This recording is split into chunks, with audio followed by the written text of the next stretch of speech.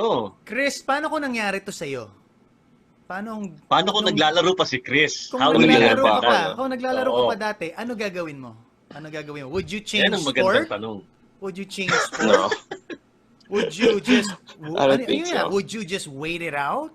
Will you do a fundraising for rapid tests? What would you do? What would you do? I guess the only thing is to wait it out, but while waiting it out, try to remain productive by keeping in shape, doing what you can do physically. And I think at this stage, I mean, this era, you can learn so much mentally and emotionally through the channels that are available, through videos on YouTube, learning from the greats, and documentaries about them. Like recently, lumabas in The Last Dance, diba? You watch on YouTube, and you can already know what goes through the minds of these great athletes, diba? And their training routines and what they do, their lifestyle. So I guess it's a chance to catch up na, and to kind of at least be mentally prepared and psyched up when things normalize. Then you'll be, I think, even more excited. It's just that if you're in a stage in your career where every month counts, then your body is getting old, and it's not as easy for you to get back in shape. Unlike the younger guys, kahit 2 months walang laro yan, pag pinalaro mo bukas parang condition pa rin, di ba? But for the 30-plus-year-olds, di ba? It's different. It'll take a while. What if it's been a year na? Kasi I get what you mean eh. Pwede kang mag-educate, pwede kang mag-aral ng strategy, mag-home workout. Sige, papahirapan ko pa yung tanong. It's now 1 year. And wala pang at wala nang virus. And this is the last question for you, don't worry. What will you do? You can ask question. Masaya what will you do? What will you do? And you live in a condo where you don't have a court, di ba? For example, ganun. Basurahan na lang sa papel.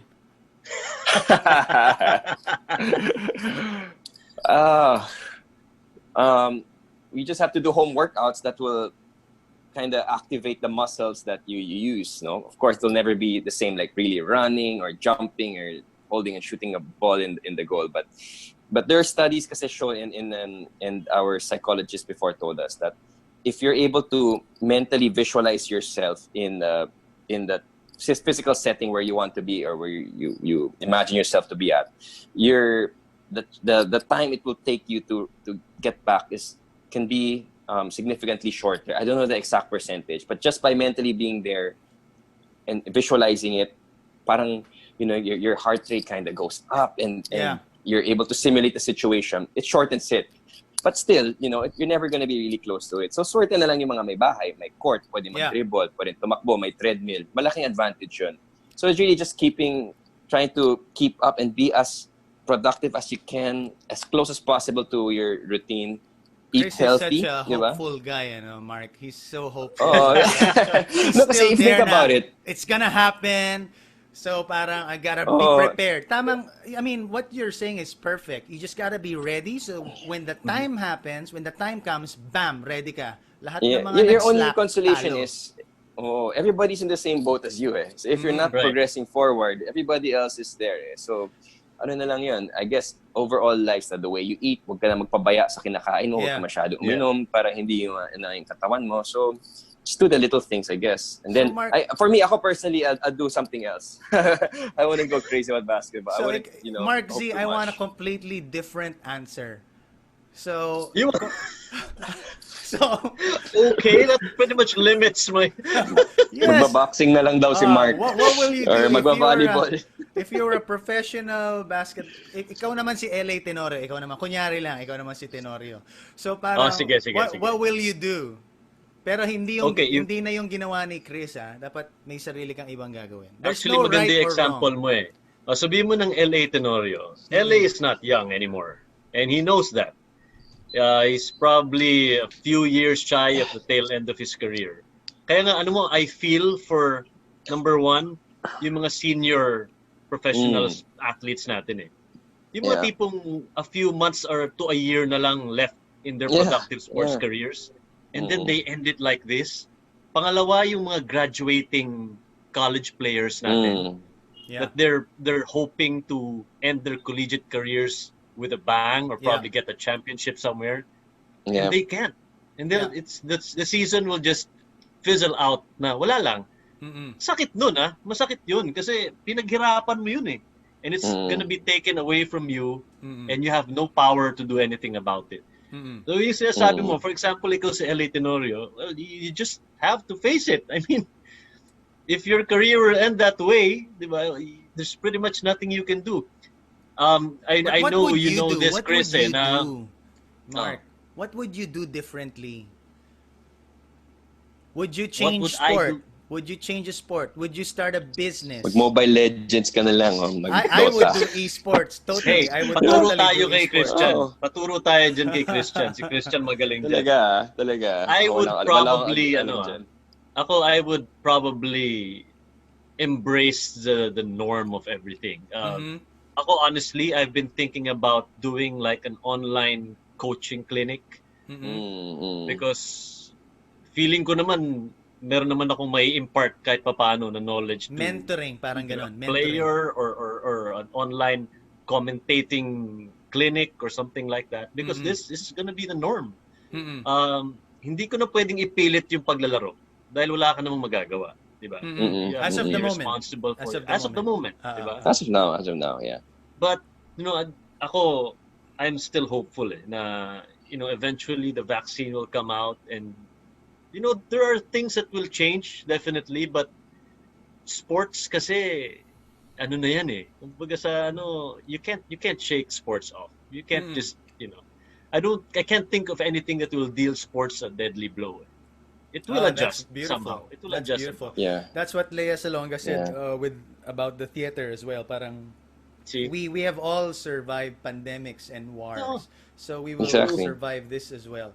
Ang sagot ko naman dyan, yun nga, esports. Mag-esports na lang ako, gaming and all that. Let's move forward. Nasagot na ang prayers ni Chris Chu. Dumating na ang vaccine. What is the first sport besides basketball that you want to happen? Kasi pag sinabi kong what's the first sport, syempre basketball agad isipin nyo. So parang what's the first sport that you want to play first and you want to watch? Ako, golf. Actually, not many people know I love golf. Sometimes even more than basketball. Basketball's become medyo kind of like a job already to me, diba? At least in the last few years. But golf is something, a sport that I really enjoy. Playing and watching also. Doon, wala kang kalaban, sarili mo. Wala, except sarili mo. No? Wala ka rin ibang kakampi. So, everything, it's really, it's up to you. So, and now I've just been watching a lot of golf tutorial videos and just itching to try it out in the course when you're allowed to do so. Or buy that virtual golf thing and you can put it up your wall or something like that. Diba meron na it's not the same. I've tried that. It's cheating yourself. It doesn't feel the same way. Ano sa'yo, Mark? Ako, probably I wanna watch any collegiate game. Okay, like Kasi chess. yan yung mga gigil na yung mga yan maglaro eh.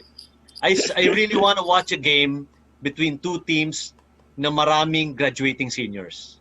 That's gonna be... Patayan yan. Patayan yan. What I wanna play though is competitive fishing. That's I love these answers. I wanted to try. I knew. You know why? What is competitive fishing? Competitive fishing, it's an established sport where you're required to catch a specific kind of fish with a specific weight. Saan yan dito sa Pilipinas, sir? In the open seas. Marami dito. Kasi like you, Chris, nag-research din ako about this. I was looking at groups that actually they have this, before the pandemic happened, they have weekly like fishing tours in like the Candaba swamps and stuff and areas like that. Why I want to do that is because number one, you get to go out, something we all missed during this time. Alam ba ni Aisel to na gusto mo siyang iwan? Alam niya yun. Malamang sasama yan. Plus, aside from going out, I want to bring my dad along kasi senior na yung father ko. Magandang bonding yun. Bonding yun. And since March 15, talagang wala. We've set a strict rule, you can't go out. So alam ko na babaliw na yung tao eh. And I wanna bring him out and at the same time bond with him.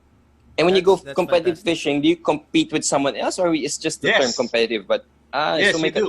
there's another boat somewhere else, somewhere nearby. Yes, So yes. pwede mo rin banggain yung boat, ganon, para tulakan sila. Get out of here!